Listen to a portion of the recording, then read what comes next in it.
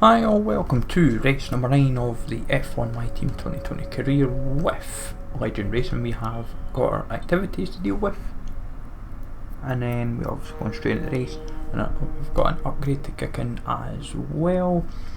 And obviously I've been asking for your feedback. Do we get rid of Correa, do we keep him, or do we go elsewhere? Like, who do we go for? Like Aitken, De Vries, Hubert, something like that.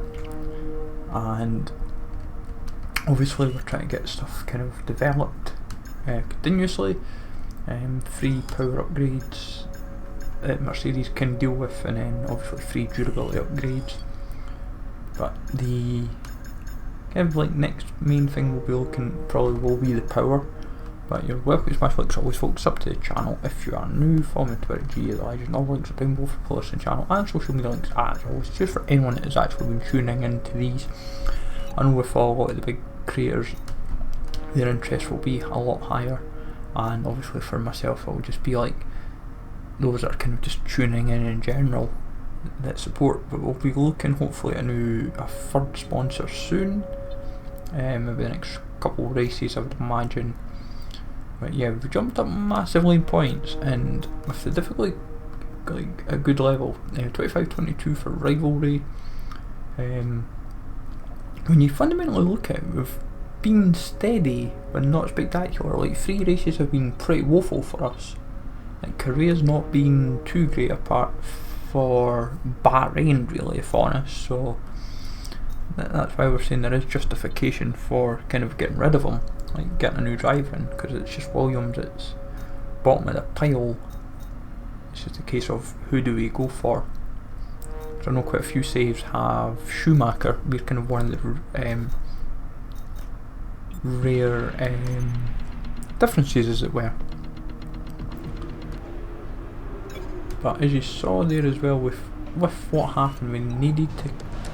We spent some R&D points after doing practice, because we were that close to like power stuff, so I thought it made a lot of logical sense just to kind of get the car kind of like the power upgrades more ready for like the European stint, as it were, because France, Austria, Silverstone,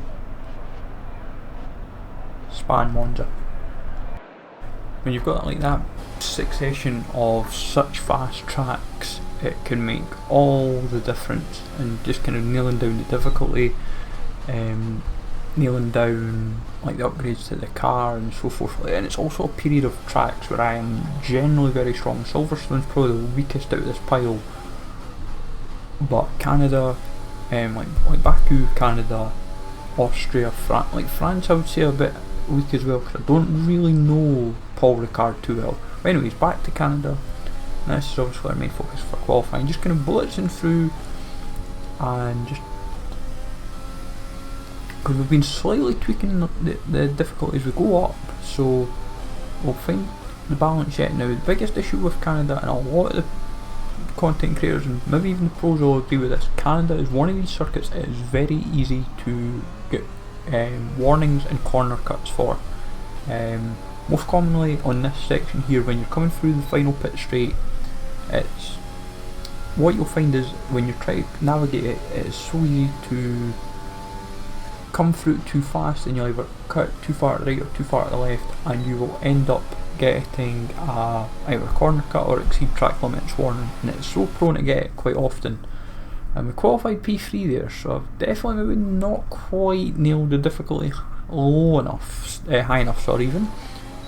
Now second, Q2 looks like, now before we actually went out, it was speculated that it would be Q1 would be dry, Q2 if you went out quick enough would be dry with potential to be wet near the end of Q2, so it was important to set a fast lap early, and then Q3 was going to be in the rain most likely, so it was going to be softs and then intermediates.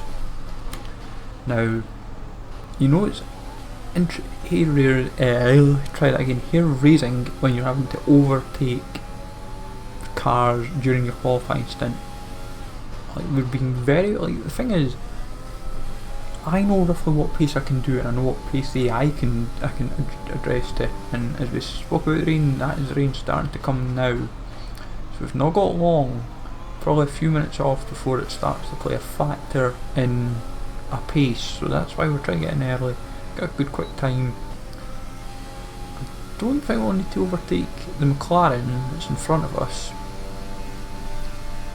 so we're fine there, so we're hunky dory. We just get through the start finish line, burst the DRS open, and we will go from there. So setting the fastest lap this time, and this time we actually are the fastest car on the track. Verstappen went out in mediums, which was quite interesting, so he maybe speculated sparing his soft tyres, go out on the mediums and taking the chance for obviously Q3 where it would be intermediates, which was quite an interesting play actually, because this could go any which way for us, because we know the wets, I think always regardless of difficulty, unless you ramp this up to like a very hard difficulty usually, you will find that you can be in quite a strong position regardless. Like, there is maybe an element of difficulty still needs addressed, but we've also got to remember that we've been upgrading the car pretty quite fluid and quite consistently. We've not really had many failures. I think we've only had a couple, but the upgrades that we've tried to focus on while improving setups as well is kind of a big reason for it. So we've been trying to cater the car more and more to kind of like my playstyle, where I know where I'm strong at. And also when you're on, see, and love how we're having a battle with one of the racing points, like that just kind of shows that we're keen to just get a fast time in and out the way quick. It may hamper us, if it does then that's the way we go, but we didn't get a warning for any collisions on that, so we're fine. But no even warnings for track limits, but we're looking pretty strong regardless. We've come through start finish line in provisional pole, which proved the case as well. So safe to say we are very much on point, which it comes again to the discussion where we will be probably maybe needing to address the difficulty of possibly going into extreme. I thought like high hard was a challenge, but it seems like we're getting high enough now to maybe the point where extreme needs to be the way we have to go. Claire's obviously asking us the questions to catch us off guard, as it were, but for me, I feel we're starting, like, this is, as we said, this is the segment of tracks where we're going to have to nail down the difficulty right, and also nail down where like the car goes as well. And because I think for us that Korea maybe kind of his like services may no longer be required, sadly. I'm kind of leaning towards when it comes to the end of his contract to go elsewhere, but who at the moment I'm not sure. Like the Vries and Aitken seem to be the main two that stand out. Sergio Perez's rivalry will still have that to kind of contend with after. Like this race will probably be the decisive race. We'll let Crofty kind of just chill in the background, go through the grid and take it from there. So get chilled and look forward to the Canadian Grand Prix, looks like in the drive. First Canadian to ever win his home race, and in whose honour the circuit would be renamed. We'll be seeing top speeds of around 210 miles an hour here at the Circuit Gilles Villeneuve, with around 2/3 of the lap taken at full throttle. High-speed chicanes spell potential danger, especially at the infamous Wall of Champions. And watch out for overtaking into the hairpin and the final chicane.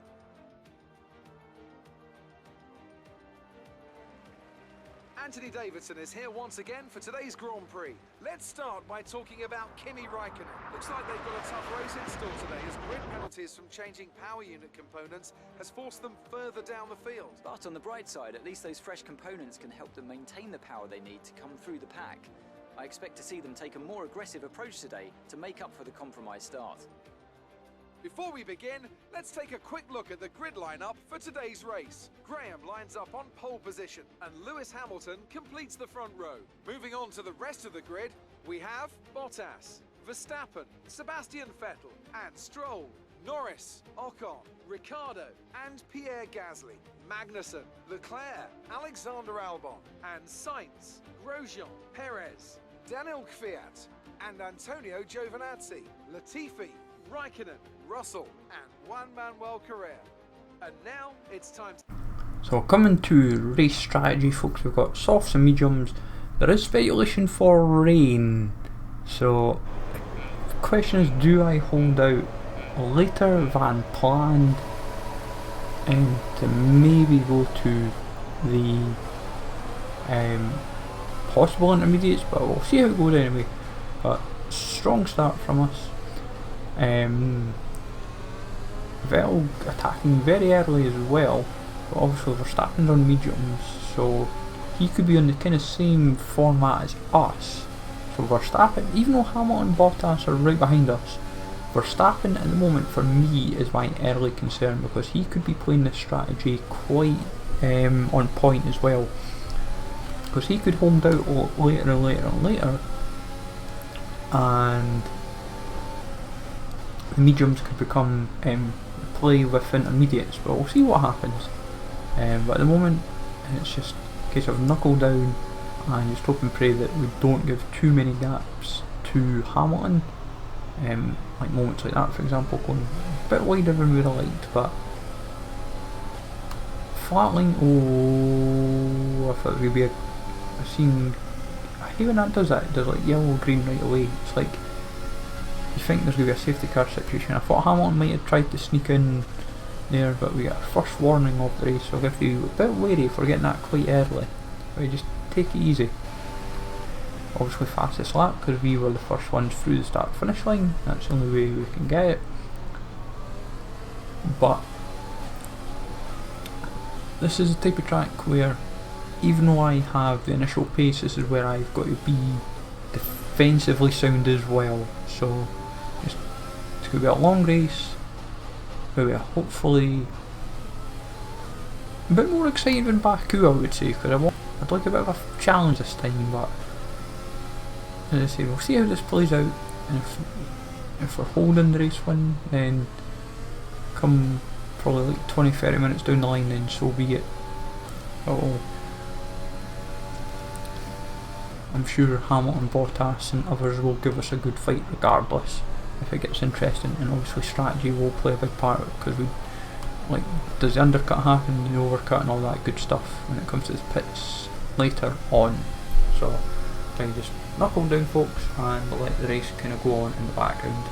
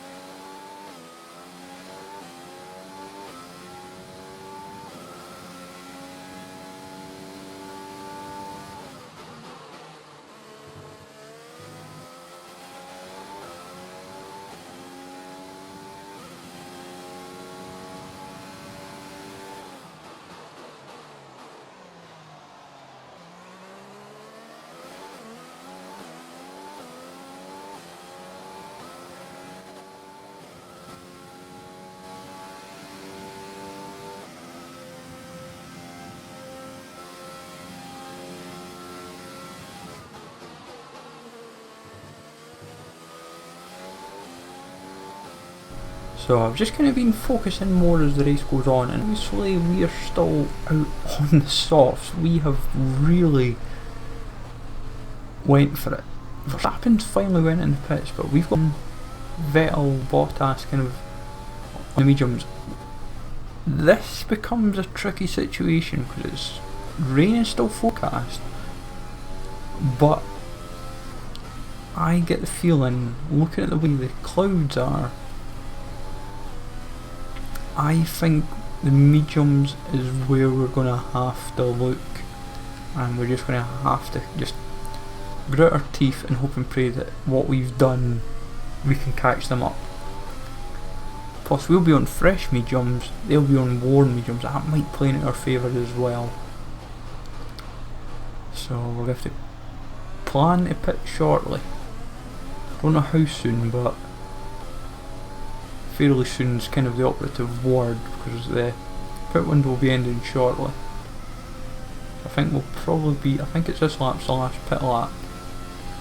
Yeah, I'll just go now. Gives us enough laps to work with, so we'll probably be in a situation where we might have to look at overtaking Vettel, Bottas, Hamilton, maybe even anyone else that's kind of in contention, but we have left it very, very late. It's a bold strategy. The big question is, will it pay off?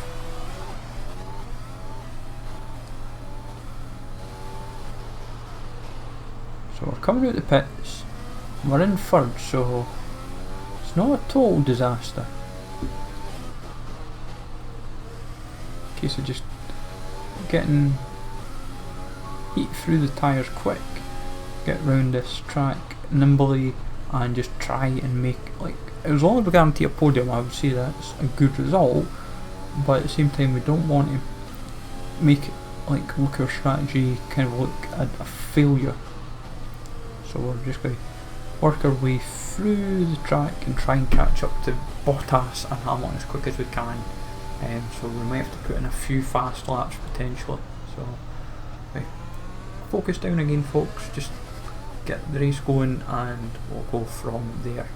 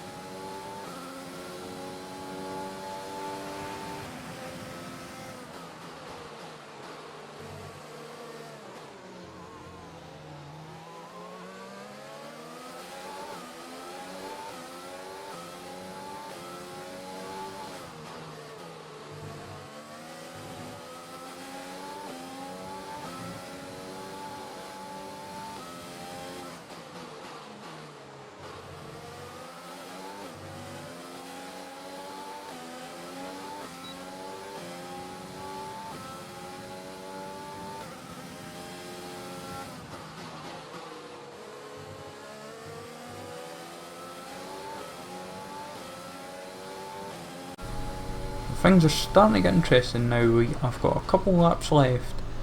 Bottas and Hamilton are just starting to become there for the taking.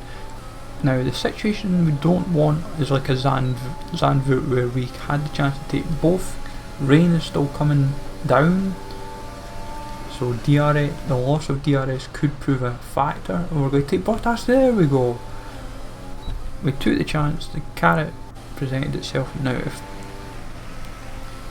for me, I've got to be wary of the situation of if DRS goes, that might hamper us, because we've got to ensure that we are literally right up to Hamilton to try and take him, because I feel like if we don't have all the power to work with, we ain't going to catch him.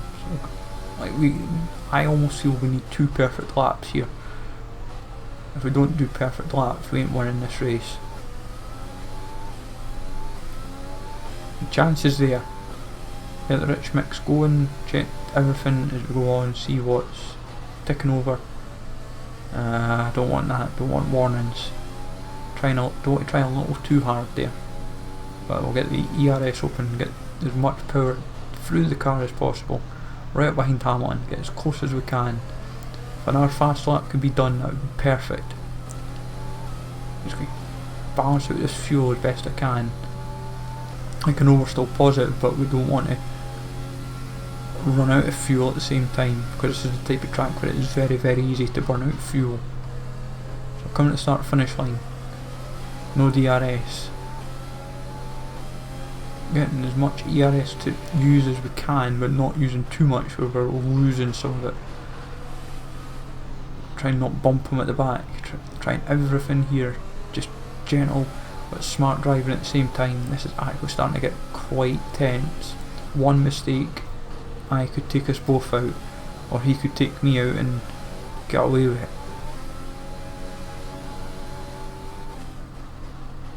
We're going to go down this side. Oh, we've 2 damage. Oh, that was risky. But we got the lead. What is your thoughts on that, folks? Do we take it? Oh, we're running out because we've not had a warning or anything. We just literally went.